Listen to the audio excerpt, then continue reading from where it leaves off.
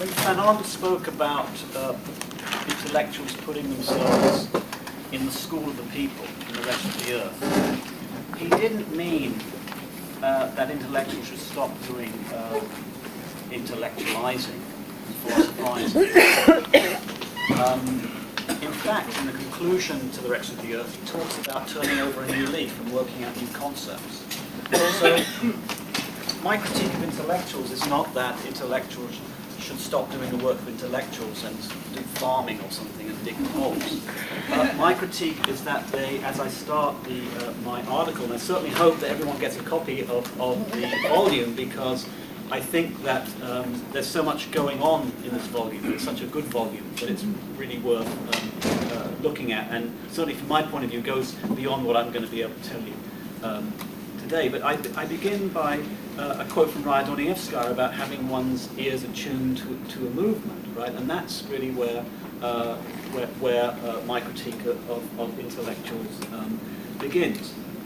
Now, by the way, things are writing things on the board. If you want to check out the movement that I'm talking about, there is a website. This is a marvelous thing about the World Wide Web, right? www.abahlali.org, right? A-B-A-H-L-A-L-I.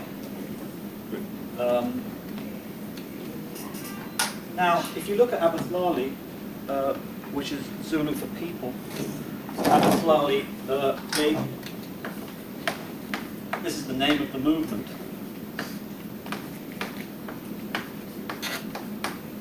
No, Jondolos, people that live in shacks, right? Jondolo, which may come from the word, may come from John Deere, because a lot of these shacks were built in the 1970s, and they were built out of crates, right? And they were John Deere, some of them were John Deere tractor crates. So they had these houses with John Deere written on them, and that might be one part of the etymology of it. Anyway, if you look at that website now, that you'd find that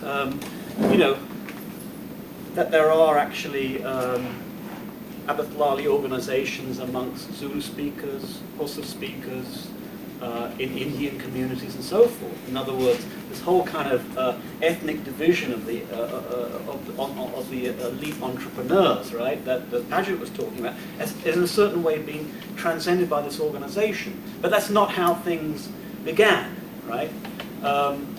In fact, and I just want to kind of mention this as a notion, as a kind of the problem with how intellectuals see movements. In other words, movements are these organic things that develop over time, and it's this constant relationship that one builds with a social movement, rather than a snapshot.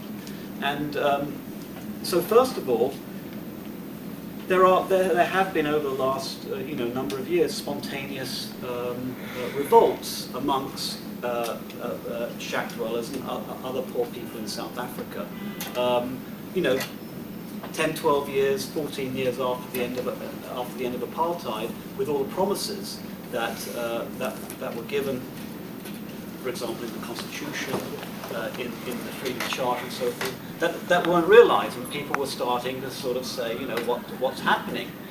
In the particular case that I've been working with amongst the people living in Kennedy Road in Durban, they had been promised a piece of land, and one morning they woke up to build houses on it. One morning they woke up and found that there was this land was being bulldozed. So they wanted to find out what was going on. And they basically demonstrated on the ring road down. The area is on a hill. In other words, the shacks are built into a hill, right next to a reservoir hills, actually, right next to a kind of Indian middle class area, ethnic Indian middle class area. And many of the people who work in the shacks work as gardeners or cleaners and so forth in the houses amongst some of the Indian middle class. And it's also right next to a dump. It in fact had been one of the oldest dumps in Africa, one of the largest, that many on some of the middle class activists on Reservoir Hills had been arguing to close because it was carcinogenic. But at the same time, many of the Africans who work who live in the shacks worked picking through the dump. In other words, they carried on very much the kind of ideas that the World Bank had said. They'd become kind of entrepreneurs, collecting bits and pieces of garbage, reselling and so forth. Anyway, on March 25th, 2005, they found that their land was being being bulldozed, and they occupied a road and stopped traffic and so forth. So, in other words, the event happened, right? And it was reported in the newspapers and so forth. But there'd been much going on before that event. In other words, spontaneous events actually have have a historical background and an intellectual background. In other words, they're intellectuals within Kennedy Road, right?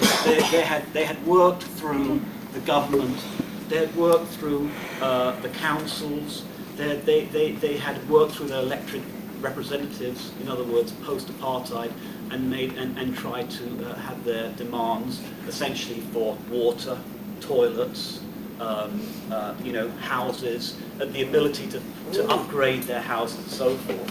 And all these demands have fallen flat, and in fact they felt now the promises had been broken. So they demonstrated.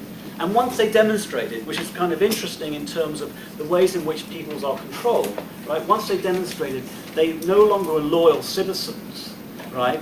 Who council had spoken to and had said, they will support us, vote for us, and we will support you. Once they did that, they were criminalized. So in other words, first of all, these people are people who have been silenced, but not inactive, right? They have agency and they have voices, we haven't heard them. Now they were going on demonstrations and so forth. They were being criminalized. That first demonstration, I think 19 people were jailed and so forth. But at the same time, they were becoming kind of public as well. So they started to get some help from lawyers and other people willing to work with them, to solidarize with them. But they also came into a problematic with intellectuals and leftists. In other words, there's a movement. All of a sudden, lots of leftists want to represent them. But at the same time, these people who've been living in the shacks for many years, some of them have lived there 30 years, right? When you think about shacks, you think, oh, just knock them up, and they can be knocked up in 5 minutes and they fall down. And that's some people have been living there for a long time, right? A whole generation. In fact, I think 32 years was the longest someone had been living there. They felt that they had to, maintain their autonomy.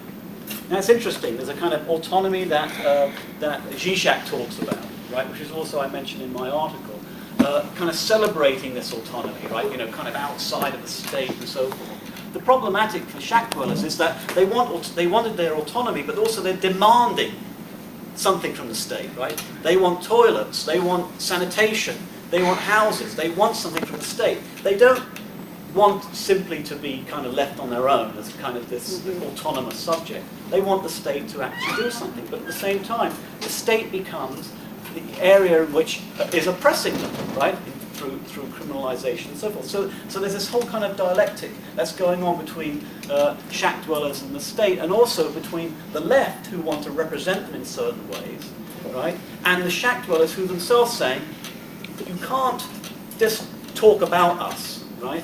NGOs can't just go to, come here, for example, or wherever, sort of like town council or some